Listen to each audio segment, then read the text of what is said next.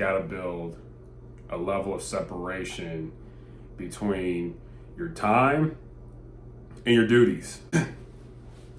Be able to handle double your current workload. Welcome to another episode of Self-Employed Success Secrets, Monday edition.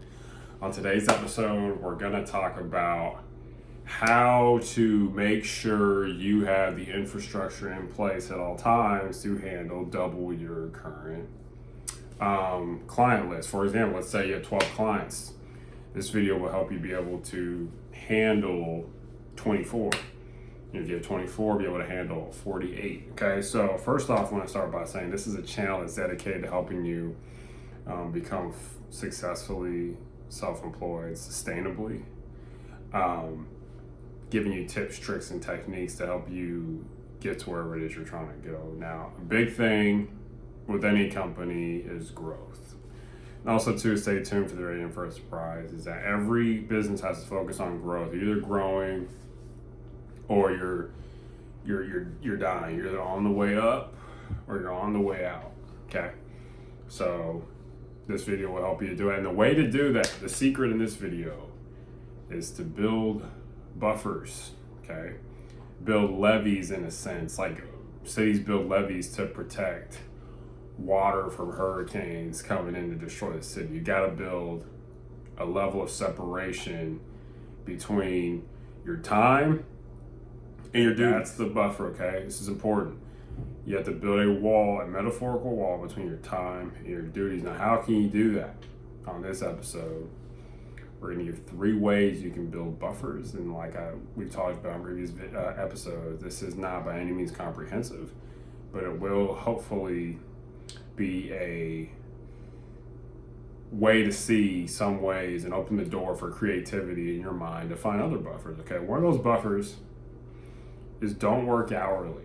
Okay, we've talked about that in previous episodes. I'm not gonna spend a lot of time on it, but don't work hourly. Okay, when you work hourly, you constrain yourself.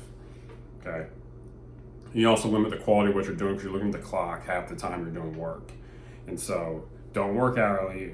Find ways to work for a flat fee, and that'll help you to build buffers to when you get really busy with a bunch of clients and you're like, I have to go here and do this. And that's why you want to build these buffers in advance, because you want to anticipate growth.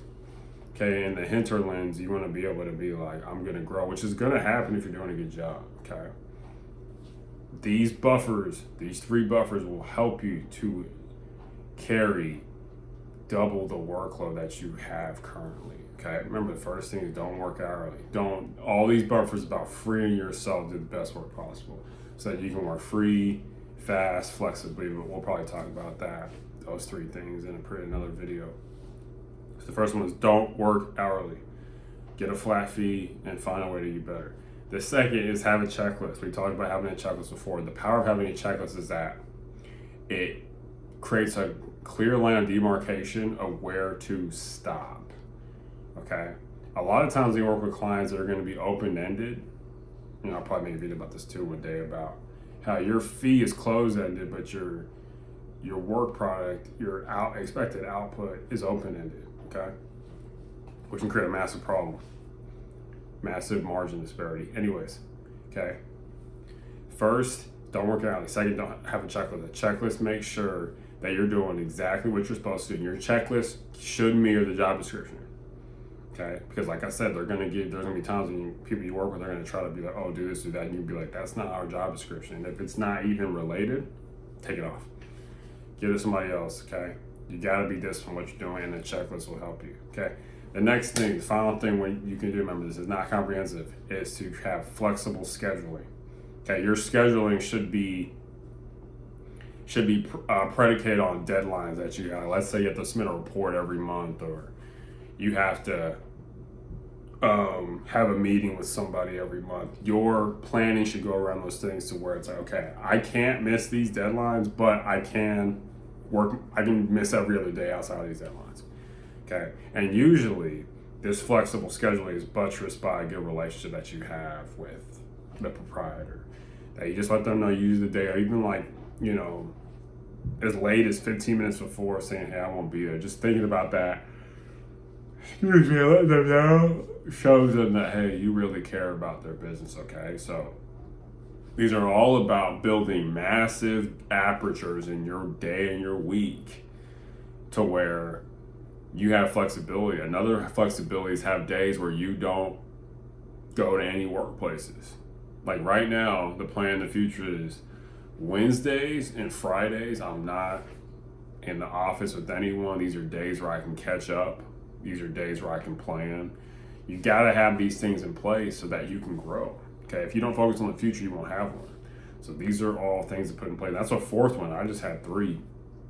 But the combination, and really this is a gestalt process, is the combination of not working hourly, of having a checklist, of having a flexible schedule, of having days where there's nothing, you don't go anywhere, you just kind of sit down, days to be pensive and mull. Those will help you as you grow, and you'll be able to handle a lot. You'll have a lot of time working and moving and talking. You also have a lot of time of sitting down, being quiet, and learning, okay? Because being self-employed is a lot. Okay, there's a lot of responsibility. There's a lot of it's a different atmosphere. It's a lot of stress, potential stress. There's a lot of talking to people. It's a lot of moving around more so than I think someone has a regular job. So you've got to build mechanisms in place to hold you up, to make sure. The number one thing with these apertures, these buffers, these tips, is that they're going to save you from being overwhelmed. They're going to help you do the best work you possibly can. They're going to help you not go crazy. Okay, there have been studies done that people who are self-employed are really stressed out. You won't be as stressed out if you have these in place. And these are things that I learned, that I had to figure out, because there will be days when you feel flooded and you want to. And the thing about a flood is that it takes you away from your main purpose. It can destroy you. It can get you off track. When you're like, I've had days where it starts very early and you're just like, I'm still not done, you know? So that's it. Hopefully got some tips and learned some new things, but this leads to today's surprise. Today's surprise is, if you focus on change, you'll start to see the results you want, okay? Change something in your routine. And also too, this needs to be a fluid and flexible process to where you're always changing things. You don't want things to stay the same. And as you grow, you'll learn more. But as you get more clients, you need more of these apertures, which is ironic because you're like, where does that time come from? You become more flexible. You know, this goes to doing things like timing how long it takes you to do certain tasks, figuring out ways to be efficient in that way, even into hiring people if it ever comes to that point.